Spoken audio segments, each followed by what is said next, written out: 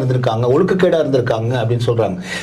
சிலப்பதிகாரம் என்பது ஒரு மாதவி அதே போல கோவலன் என்பவர்களுடைய ஒழுக்கக்கேட்டை சொல்வதற்கான ஒரு இலக்கியம் அல்ல. அது மிகச்சிறந்த ஒரு ஆவணம். அதுல அவர்கள் பெரிய அரச குடும்பத்தை சேர்ந்தவங்க, வணிகர் குடும்பத்தை சேர்ந்தவங்க. அவன் கோவலனும் ஒரு வணிகர் குடும்பத்தை சேர்ந்தவன், பெருவணிகன் குடும்பத்தை சேர்ந்தவன். அதற்கு பிறகு பார்த்தீங்கன்னா கண்ணகி ஒரு பெரு வணிக குடும்பத்தை சேர்ந்தவன், திருமணம் செஞ்சு வைக்கிறாங்க. இதுக்கிடையில மாதவி என்கிற பெண்ணோடு காதல் ஏற்படுகிறது. அவன் காதல் அல்ல, அந்த பெண் மிகச்சிறந்த ஒரு நடனம் ஆடக்கூடிய ஒரு பெண், ஒரு மிகப்பெரிய கலைஞி அந்த பெண் மாதவி. அதனால அவங்களை பார்த்தீங்கன்னா அன்னைக்கு யார் இந்த பெண்ணை நீங்க உங்கள் எடுத்து தத்தெடுத்துக்க போறீங்க அப்படிங்கிற மாதிரி அரசனை அன்னைக்கு அறிவிக்கிற அந்த ஒரு வழக்கம் அங்கே இருந்திருக்கு. சரிங்களா?